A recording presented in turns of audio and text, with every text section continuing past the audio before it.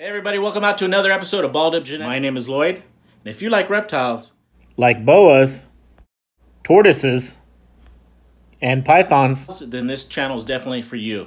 If you can first do us a favor by subscribing down below, turning on those post notifications, so every time we upload a video, which typically is on Fridays, you will be informed. And of course, if you can always share these videos, it'll just help our channel grow even more. So today's tech talk is going to be on a thermostat for my racking system for my snakes. Now you can use this with a racking system, with heat panels. You can use it on a vivarium with heat tape or heating pads. It's a nice inexpensive thermostat to use in comparison to the more higher end ones that we'll discuss a little bit later. It's not a proportional thermostat, so if you want to keep an exact temperature, it's not going to do that. It is an on-off, but you can program it within about a degree. And today's Tech Talk is going to be about InkBird's Wi-Fi thermostat. So let's get into that. We'll show you what you can do with it. I'll talk a little bit about why I'm doing it with my system, and we'll get started right now.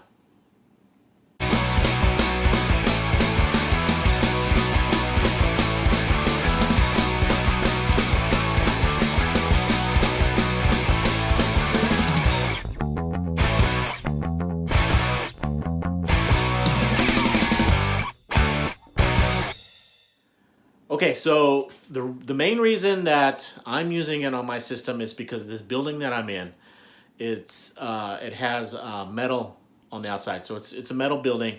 So the signals that you get out of this building, the Wi-Fi signals, the Bluetooth signals, can be challenging. There's not a lot of good signal strength in this building. In fact, for my Wi-Fi system in here, I didn't want to, and this is just personally, I just didn't want to bring a line all the way to this building for Wi-Fi. So I have an extender on this building that picks up the Wi-Fi in my house. My house is about 120, 150 feet away. And it does okay. You know, periodically I have to reset the extender to pull in a good signal, but that's you know, just what I have to deal with, and it's not that often that I have to do that. But going back to the thermostat, I wanted something that I didn't have to walk out here all the time and look at. I wanted something that I could pull up on my phone if I'm in the house, if I'm at work, or if I'm in another state. I wanted to be able to pull it up and look at it and see what it's reading. With the InkBird Wi-Fi, I can do that. It has an app. I can get into it. We're going to show you in a second. I can get into it. I can see what the temperatures are in real time.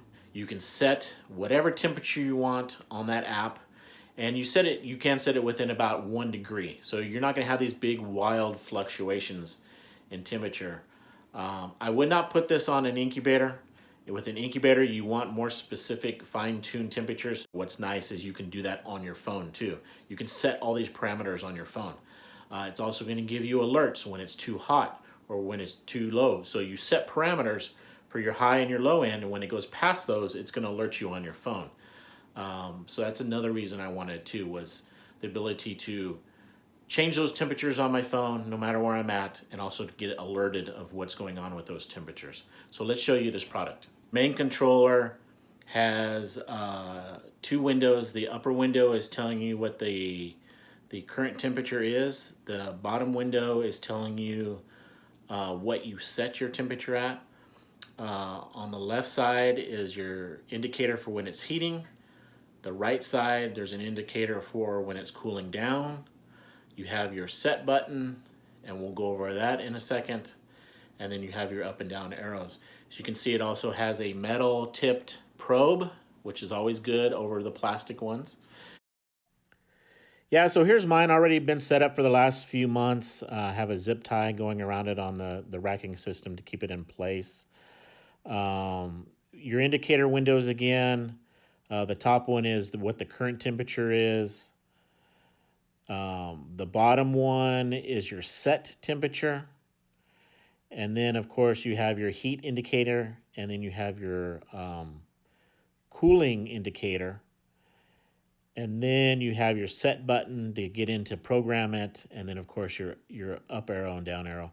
And then the outlet, it has a cooling and a heating. Of course, we're going to be in the heating. The cooling is for refrigeration needs like refrigerators, freezers, things like that. And of course, we're not going to use any of that. So unfortunately, you can only use one outlet on it, and that's the heating one again. When you hit your set temperature or your set button, the temperature that you want to set is going to flash. Right now, I have it set for 90. And then you can scroll through and you can go up or down with it, set whatever temperature you want. You're going to set Fahrenheit. You're going to set what degree you want it to go past that set temperature or what degree you want to go below that set temperature. There's some other functionality to it that will be over in your manual that you'll go through to help you set the system, and of course setting it up with Wi-Fi so you can be alerted on your phone. It also has an audible alarm on it, so if the temperatures go above what you've set, it'll go off. Okay, so you're going to have to, when you unpack the thermostat, there's going to be a QR code reader that you'll be able to download this InkBird Smart app. So when you press on it, so it's going to go to your main screen. You're going to have a home button.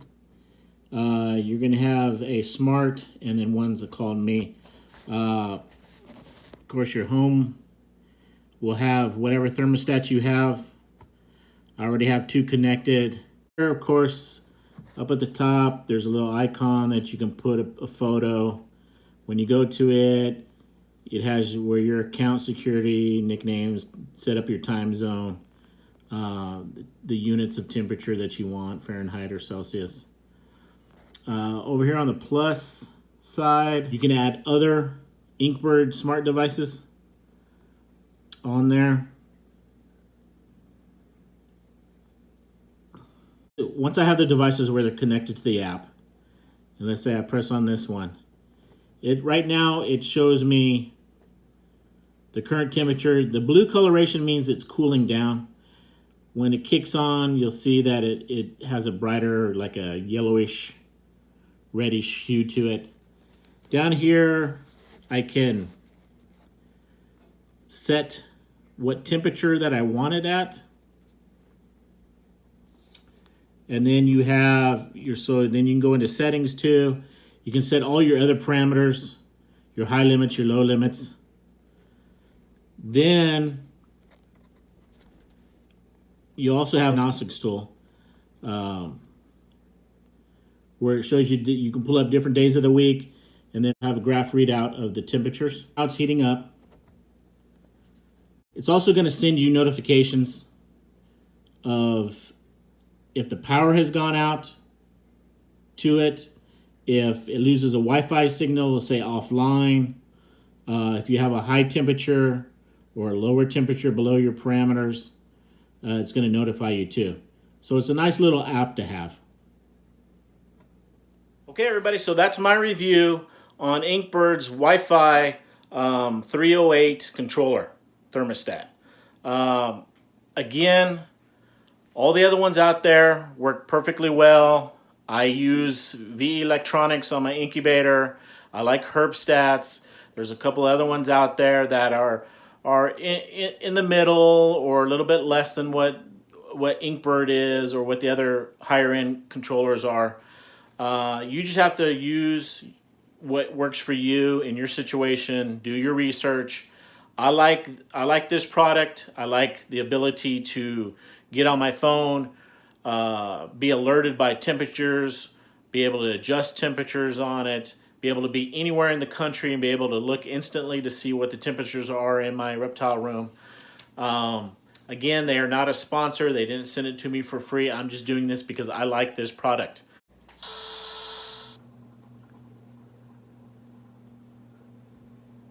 Hey, InkBird, come here.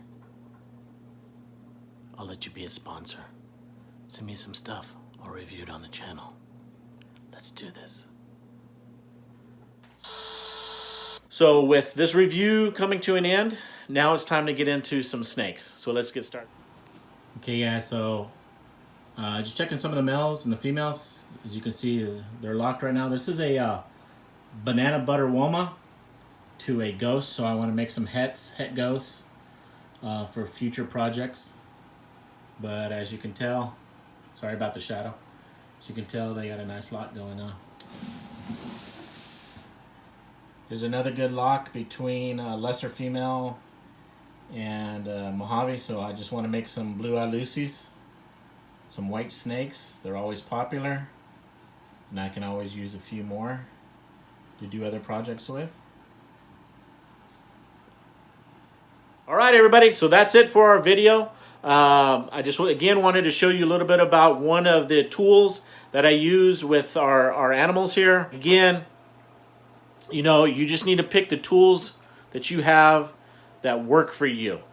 This right now is working for me. By the time you guys are watching this, hopefully, the pond liner and underlayment and the filtration have shown up. So this weekend we're going to be working on that, filming that. So that will probably the next video, maybe the video after that, we'll show that again. It's see what else is going on. Oh, pretty soon in some other videos, again, we're going to go back to the ball python since it is the breeding season. We're going to go over some more of the breeding season for us here at Balled Up Genetics. And then we're also going to show you a video on palpating your snakes and also ultrasounding your snakes. But yeah, I hope everybody has enjoyed the videos. We're really trying to work hard to get some good content out there. Like I said, just give us some time. It'll get better as we get going. So until the next video, take care, and we'll see you real soon.